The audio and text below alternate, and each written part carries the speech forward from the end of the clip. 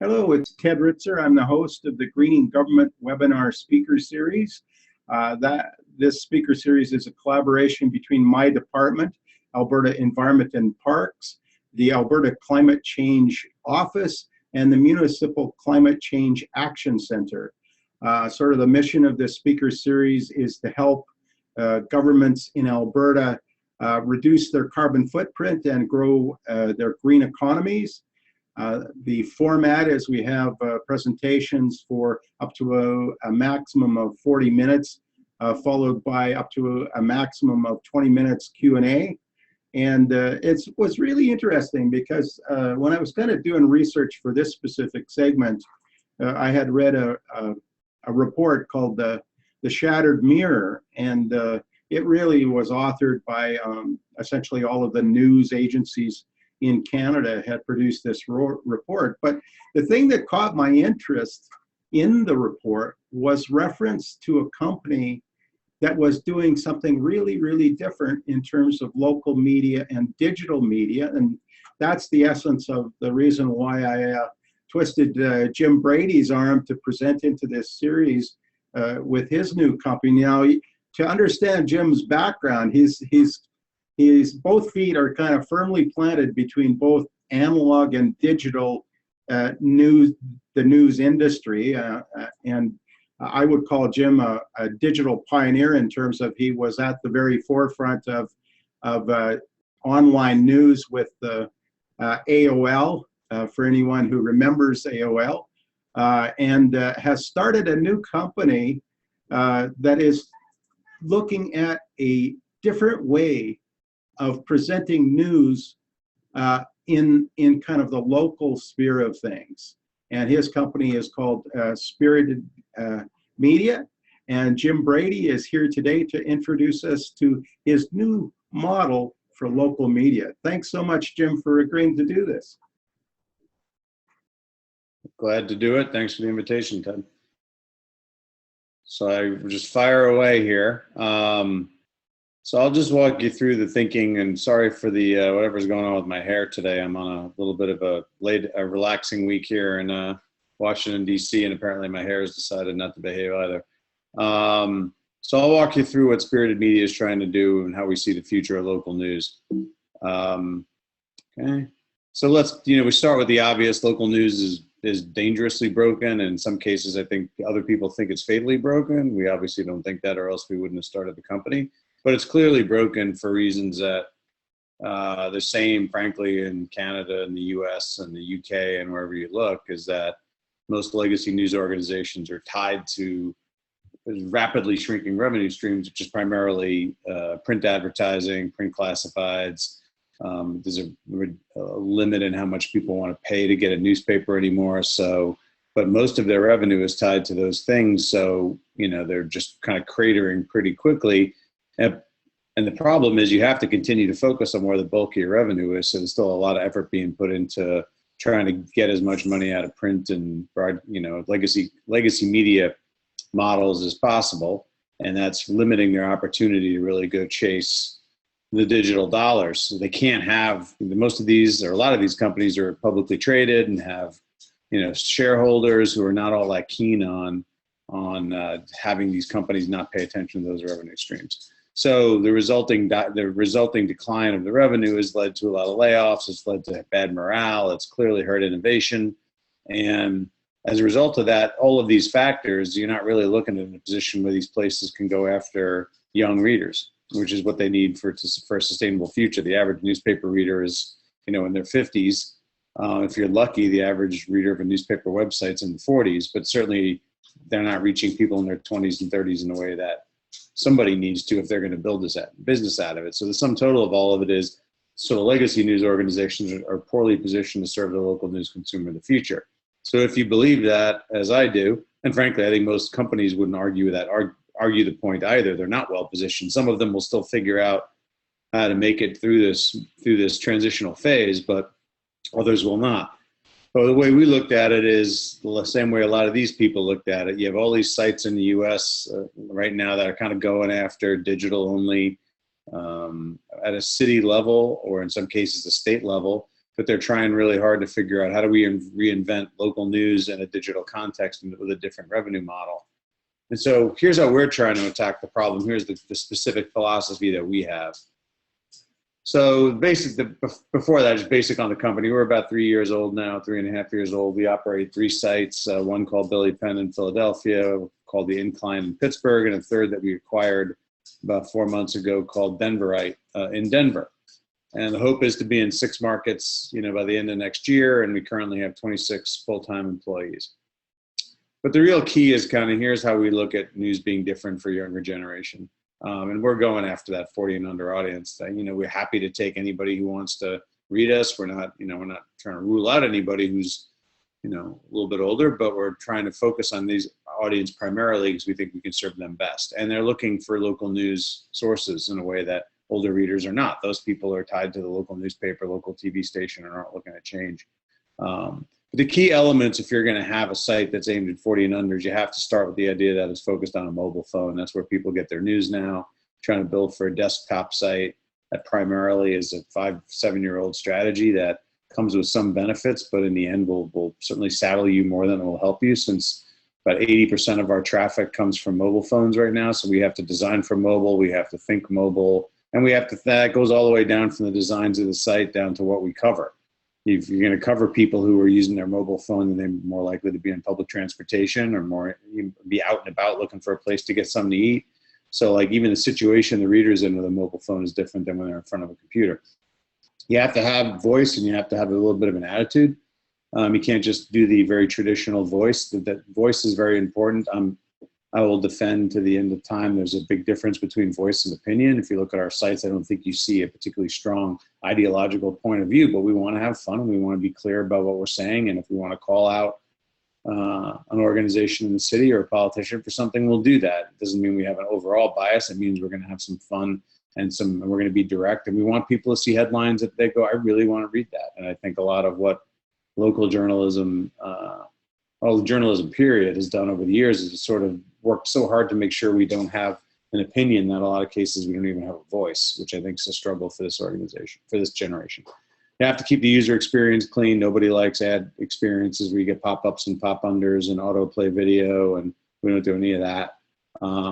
We also believe that the one metric that never changes, no matter how good technology gets, there's still going to be 24 hours in a day and 60 minutes in an hour. And we have to use people's time wisely. And if we can do that, that's going to put us ahead of the game, because time is the most challenged metric out there. So we do that by being curated, which says, look, we're going to write stories that serve a 40 and under audience in Philadelphia, Pittsburgh, and Denver. We're also going to just put up on our own site anything we see that we think is interesting to that audience, even if it's written by the local newspaper in town or local TV station. Bottom line is, if you come to any of our sites, you ought to be able to find out what is of interest to your generation and your city, regardless of who produced it. So we just link straight out to other sites and give them the traffic, but we just want to be a jumping off point for people who want to know what's going on in their market. I think we have the great benefit of being all local all the time. We don't have to suffer the problem of having national and international news on our sites. Billy Penn is all Philly all the time, as it should be. We don't have the legacy history of a print publication that had national and international news in it, so we don't have to carry that onto the web. We can just go and be all local. Obviously, you have to be heavily distributed in social media if you're going to reach a young audience. And I should say that a lot of the things I'm going to talk about here apply to really media, but they apply to anybody who's trying to reach consumers under the age of 40. So I'll reference that back a few times. The big one for us is that we're trying to monetize these sites via events and not advertising. I mean, we take advertising, and it was 35% of revenue last year, but the whole idea was we want most of the revenue to come from events, because that means getting people out and about. It means meeting our readers. It means our readers meeting us. It builds a much tighter connection with your audience than just throwing, crappy advertising up on a website and hope people can tolerate it. We need a deeper relationship than that if we're going to succeed. So, and I'll talk more about events later. So, but it's all about the relationship. And I think if you look at research about, I don't like to use the millennial word because it's a little overplayed, so let's say 40 and under.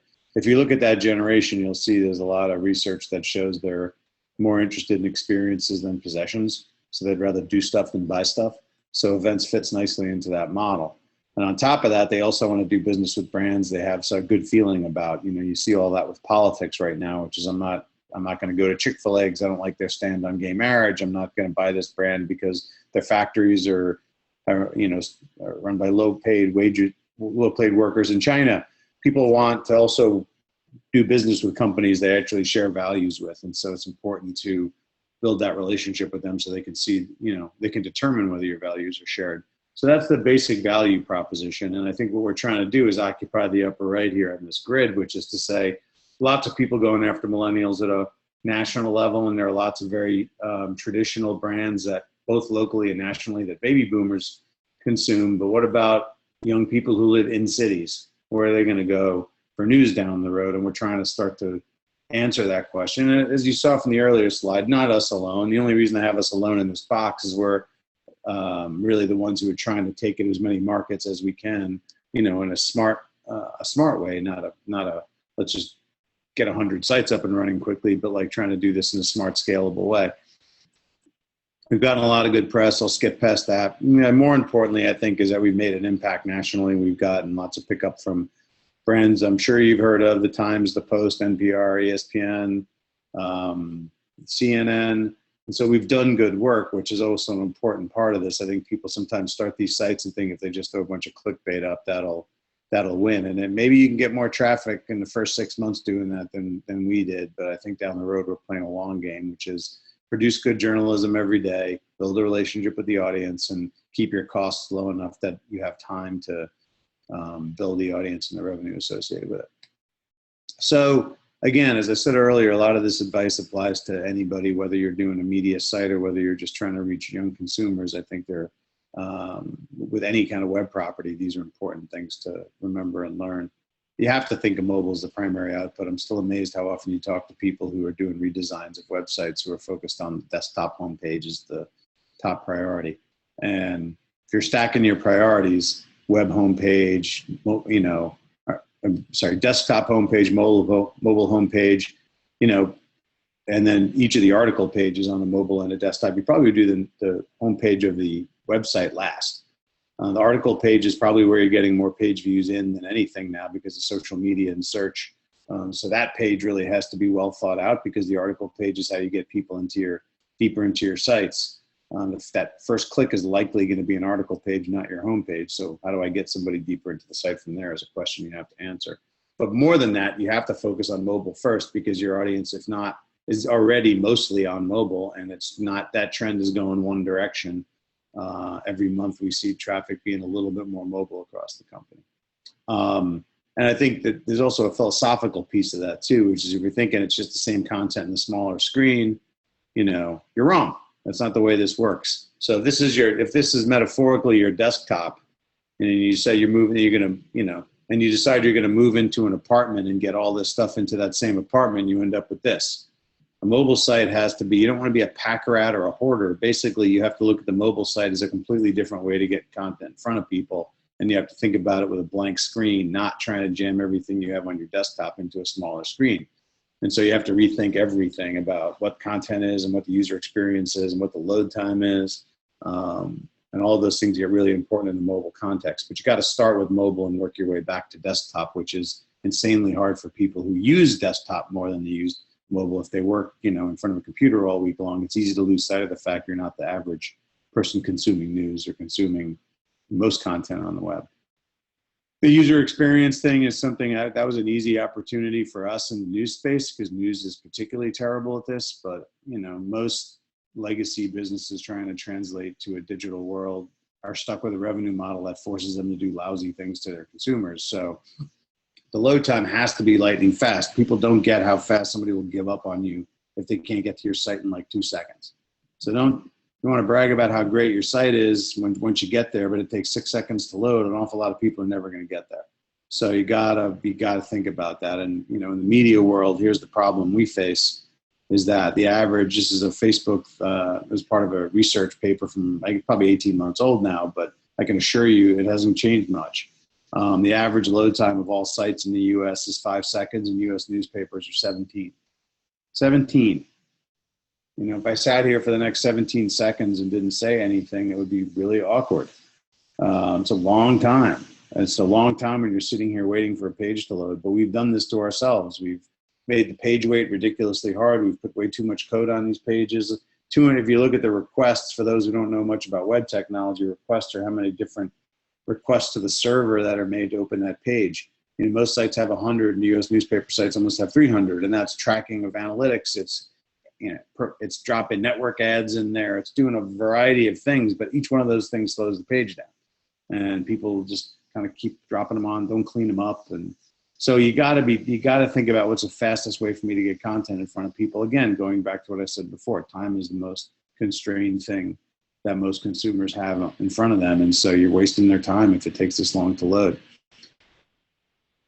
So 3, this may be more specific to media because our model was very much not focused on getting money directly from the consumer for a long time. We got it from advertisers and you know, we got some from classified ads, but for the most part, we weren't getting much money from consumers. We were getting it from advertisers. So I think the downside of that was we stopped listening to the readers to some extent because they weren't the ones driving the revenue.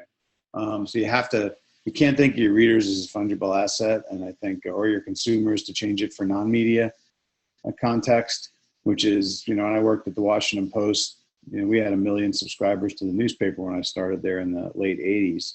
And, you know, we used to tell them off when they called us up on the phone and screamed at us about something they didn't like. We'd say, they cancel your subscription then. What do we care? We got like 1 million more of you.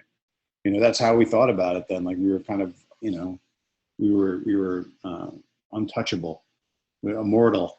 And, you know, you see over time, you do that to enough people, they start to leave you, as they should when you treat them like that. Obviously, we all grew up, including myself, and learned a long time ago. And it didn't take me too long after that to learn that that's a terrible way to treat anybody. But now we look at every reader as someone we got to do everything we can to keep to get to show up to an event. You know, we have a whole customer, and we want to get them to read something. We want to get them to an event. And then when we launch membership, which we're going to do in a couple of months, to get them to sign up for a membership. So we got to have a funnel for the consumer here, and you have to treat them like they're your lifeblood, because in the media world, they are going to be your lifeblood now. You're going to make some money from advertising, but you're going to need to make more of it from the consumer somehow. And so, so we, you know, and that's, we've worked really hard to build this relationship with people where we get these kind of tweets where people just, you know, really express passion and emotion about what it is that we're doing. I mean, we get people who say, you know, at our events, I effing love Billy Penn, or I love the Incline. Like, they have a passion for it, which I think you have to try to attain. A dispassionate relationship that your local media brand normally has with, or local newspaper specifically has had with the audience, has to go away, because it doesn't work. Where TV has always done a little bit better was its branded personalities. It's had those personalities go out into the community and do events. They've really worked hard to build a connection with an anchor in a way that most newspapers never really tried to build a connection with their columnists or their top reporters or their editors. And I think we have to learn from that, and we're trying to learn from that. We're trying to build local news brands people love. I don't think we need to be respected to get to loved, but I think you don't want to stop at respected. You want them to have that kind of reaction that people have, where they just talk about how much they love us. We need them to feel that. And then when you love something, you'll tell other people you love it. And that's how you get people in the funnel. And I think you have to really be willing to push those emotional buttons to get people committed now, because people really care what happens in their local communities. They're not dispassionate about it. And I think us being dispassionate about it doesn't necessarily match how they feel about it. And I think that's the problem. So that's why we go with this idea, the key for local news brands is passion, not page views. And that's why we built our model on events, because events means we don't have to worry about ginning up an extra 1 million page views every month to just cover ourselves. I mean, what we're trying to do is figure out a way that we can monetize people's attention or their loyalty by doing membership or events, and then take what we can take on the ad side, but not have to pay the entire freight. And so one of the ways we do that is via events. So we did, the next slide, we'll show a little bit more of this, but we did about 80 events last year across the 2 sites we had last year. This year we'll probably do more like 100, 110 among the 3. And the reason we pick it is because it deepens the consumer connection of the brand. It's a lot less susceptible to advertising and economic shifts. People still will come to events whether the economy is great or not great. It might have some effect on how many will come, but it doesn't have as quite a direct effect on the economy as advertising or isn't affected as much by the economy as advertising is. And it actually takes advantage of the biggest thing we have going for us on the local side is our consumers are all here in a city that we cover. They're near Philadelphia, or they're in or near Philadelphia, in or near Pittsburgh, in or near Denver. And national brands that are trying to go out and do events don't have that luxury. They're spread out everywhere. Well, why wouldn't we take advantage of the fact that in most of our markets, about 70% of the people who read us on a given day are in that actual city or in that DMA. So, so that's why we have to, another reason we have to do events. And you can see our events are usually pretty lively and fun. We have them at bowling alleys and bars. We don't do a lot of hotel ballrooms and rubber chicken dinners and things like that. We try to get people into an environment where they can talk to each other, because frankly, a lot of our event success is getting interesting people into a room and letting them bounce off each other as much as it's having them meet us too. So, and I think this is really one of the things, one of my mantras when it comes to local media is don't just be of the people, be with them. I think a lot of newspapers talk about how they feel like they're kind of, you know, they're of the people. They're there to you know, to cover malfeasance and to expose wrongdoing. And those are all wonderful things that we should continue to do. But you also have to be with them, which means you have to meet them and you have to spend time with them and you have to ask them what they want and try to address it. And I think we've done a lousy job at that in the newspaper side of things specifically. I think the other thing you have to do these days is you can't, you know, you got to figure out how to turn negatives into positives. I think there's a sense of the media industry these days that everything is dire and everybody's going to die and there's going to be no local journalism in 10 years. And there's all of those threats are real and nobody should poo-poo them, but you have to also, you can't let them defeat you either. So if you look at kind of our situation, this is why everybody will tell you doing a startup sucks. Right? This is, you don't have any staff, infrastructure's small, you can't cover everything, you have no history, you have no brand recognition, it's hard to grow revenue from zero, you have no voice and no established culture.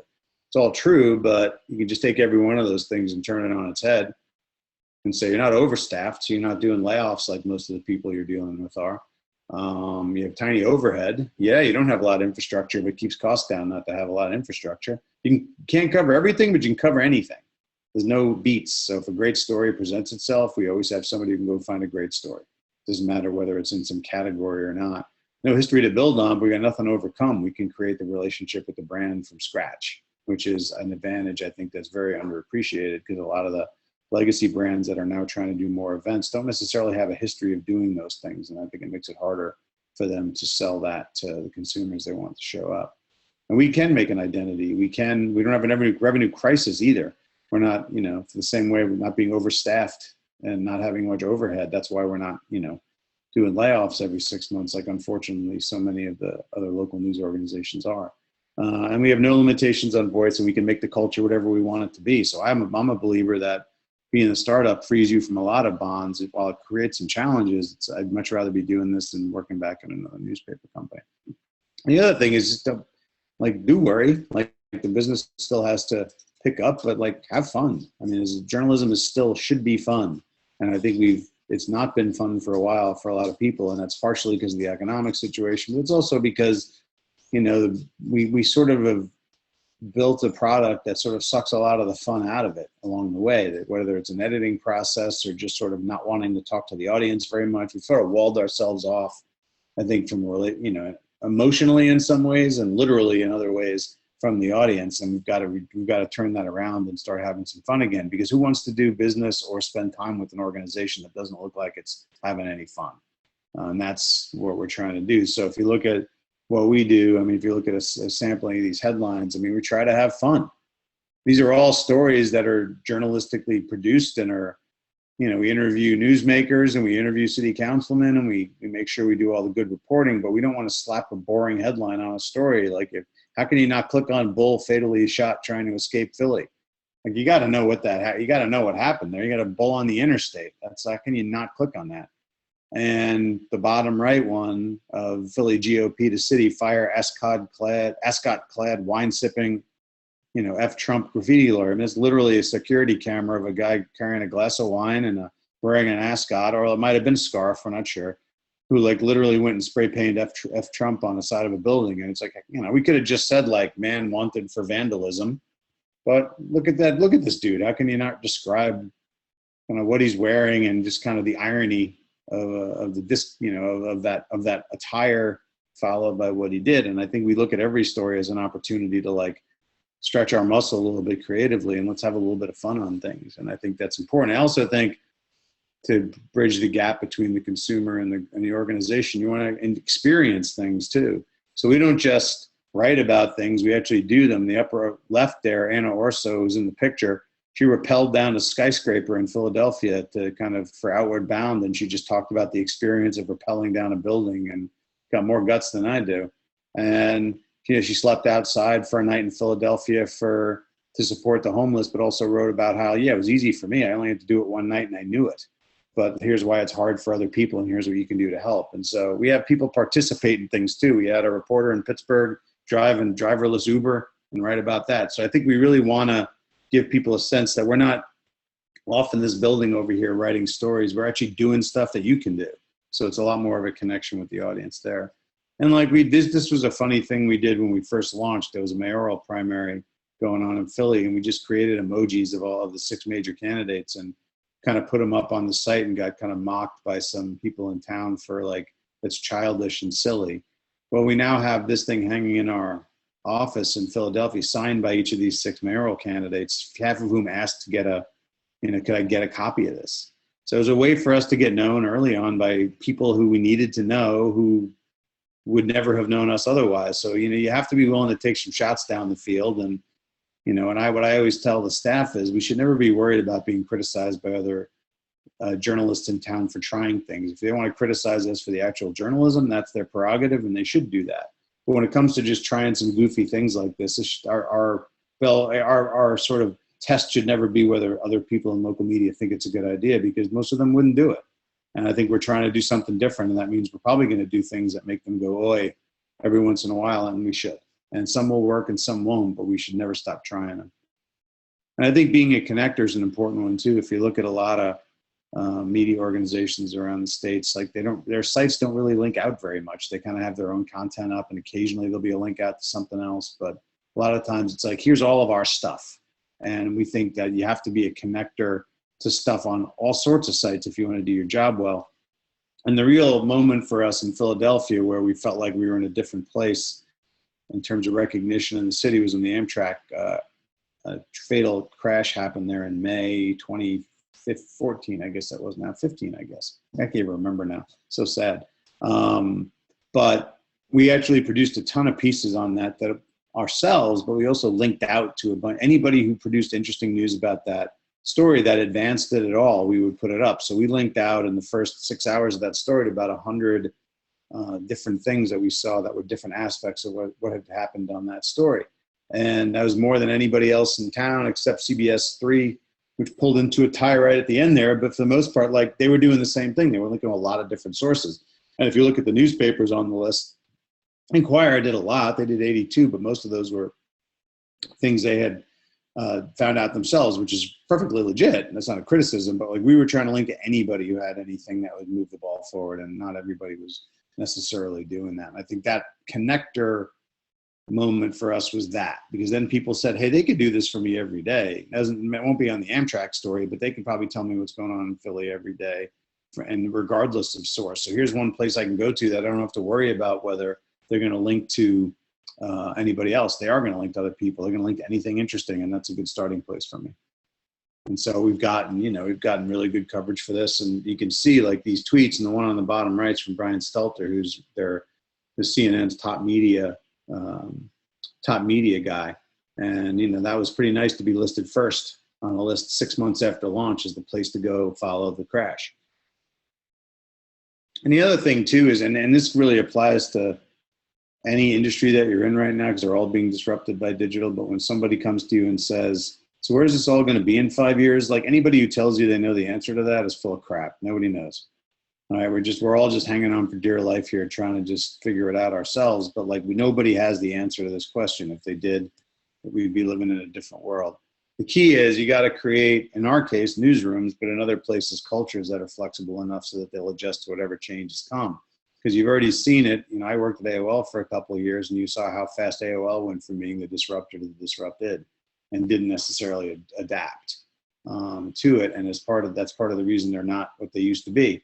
And I think you have to hire people who jump on board with you and agree with you completely that the future is we got to do mobile and we've got to go after events, but also they have to be willing to completely reset that if events on the ground change or the results of your own business change, and you've got to be willing to shift quickly. And so you got to get people who aren't, you got to get people who are willing to make a shift more than once. Just getting people who understand that digital is the future is great, but something else is going to come up that's going to force you another change. And you got to find people who are open-minded and willing enough to make that shift. So, and that's really the key, I think, is I really try to ask a lot of questions in interviews about, is this person flexible? Is this somebody who's willing to kind of go wherever this takes us? Because we don't know where it's going to take us. And sometimes the answer is yes, sometimes it's no. But I think that's a really key element of all of this. And I think the last, and this is another important one, is I think we get lost in technology sometimes, but understanding that in this period of technical revolution, the most important piece of technology remains this one. It's still the brain, and it's still affecting people's emotions, and it's still getting them to care about a story and care about people because of a story. Technology helps deliver all this stuff to us, but it doesn't still tell the stories in a way that they need to be told. And that brain is brought into play when on user experience. It's brought into play on getting them show up at events to feel emotional about a story, to help you with a story. So the one thing we shouldn't change is the focus still has to be on the actual the technology between our own ears, because people sometimes spend too much time talking about how they can use VR or AI, and all these other acronyms are lovely and wonderful, and they will certainly have a role.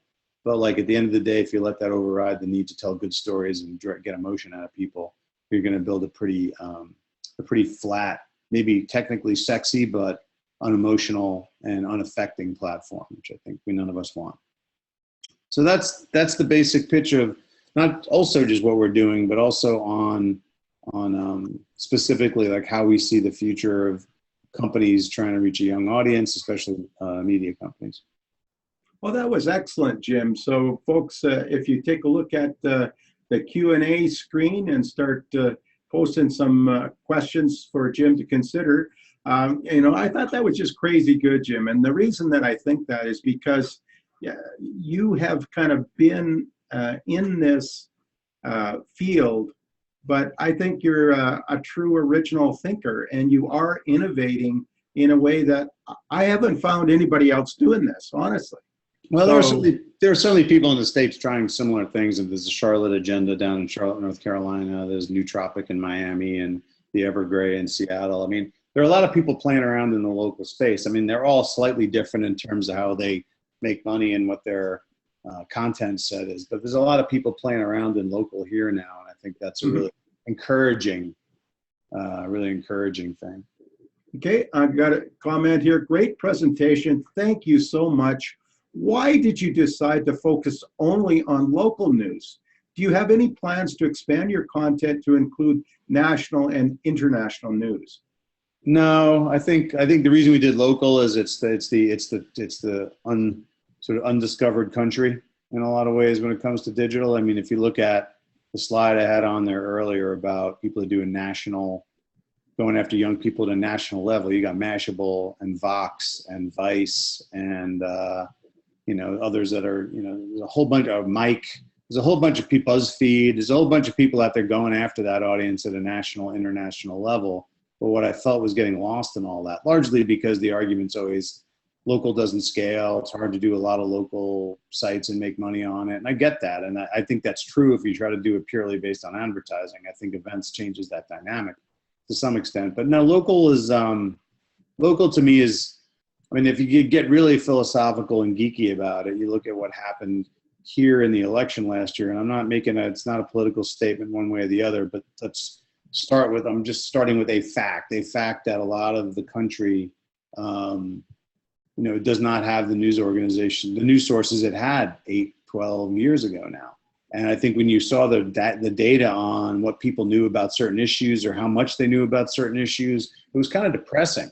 And that's not because those people aren't smart or aren't, don't care. And I'm not talking about middle America. I'm not, everybody's so touchy about politics in the U.S. right now. I make it clear what I'm not saying. I'm not speaking about any part of the country.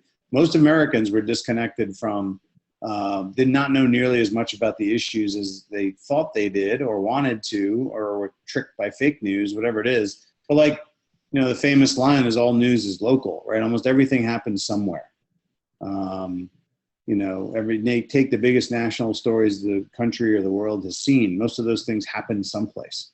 And so to me, the whole sort of food chain of people getting good information is you got to start at the local level. If you don't have good community reporting and good metro reporting, it's hard for, the national organizations can always cover the big institutions like the Senate and the White House and, and the House and the Supreme Court and the Pentagon. But when you get into like, what does the country feel? I think the press largely missed that in the last election because the number of reporters that were out in the rest of the country is so much smaller than it was 8 years ago or even 4 years ago. So to me, local is more of a calling.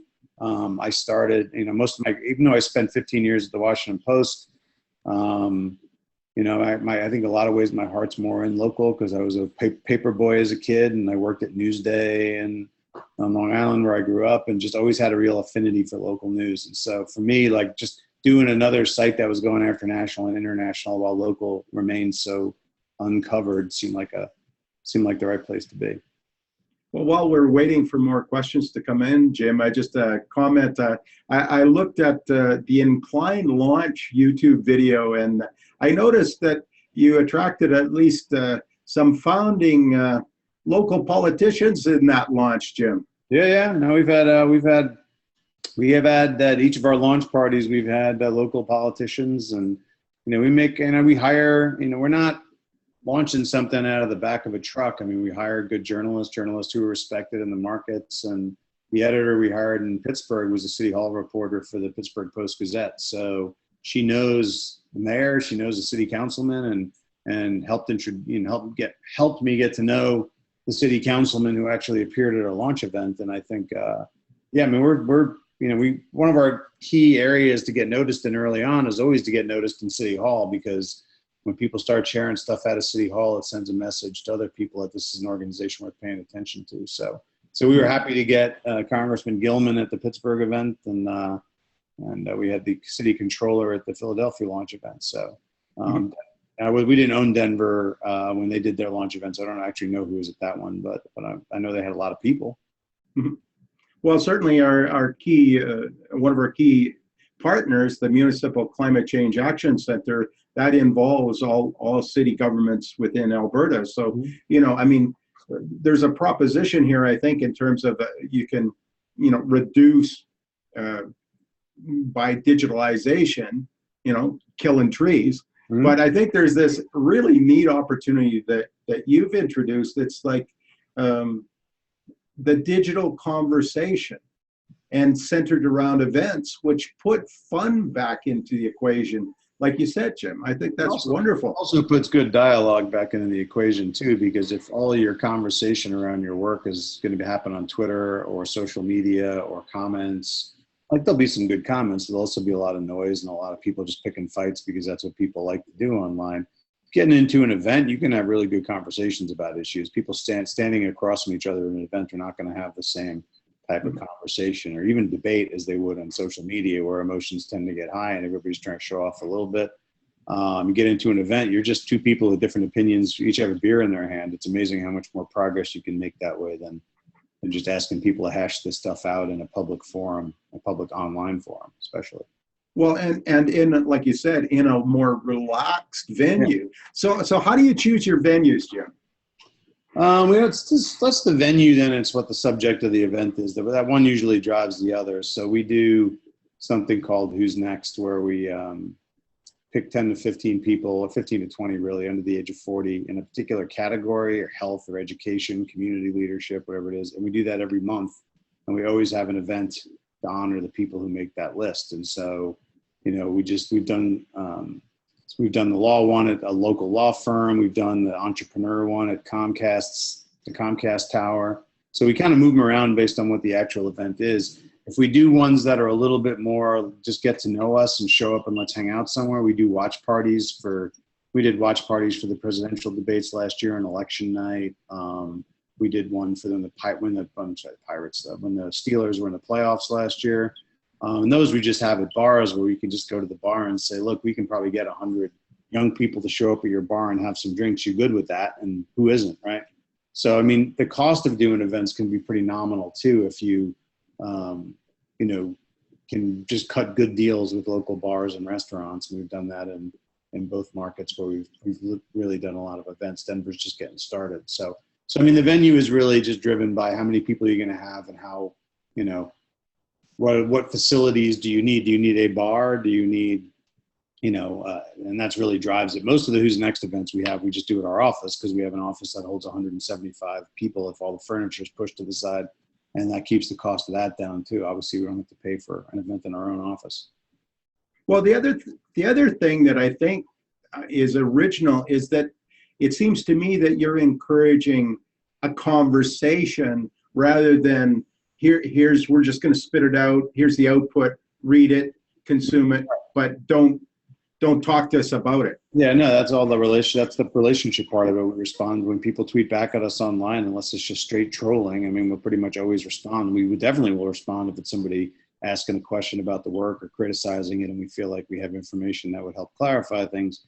We'll just tweet that out or do it on the Facebook page. I mean, we want to be conversational. We're not trying to hand tablets down from on high. We're trying to put, you know, the most discernible, the most provable, discernible version of the truth, and then put it out there and then add more facts to that story as we get them. We don't always know them all when we write the stories, but we put down what we do know, and we hope that will lead to getting more of what we know. And the truth is, like, that's how you find out, is you build relationships with people who think, you know, I got some information I want to give to somebody. Why wouldn't I give it to Billy Penn or the Incline? I was just at their event last week and they're great.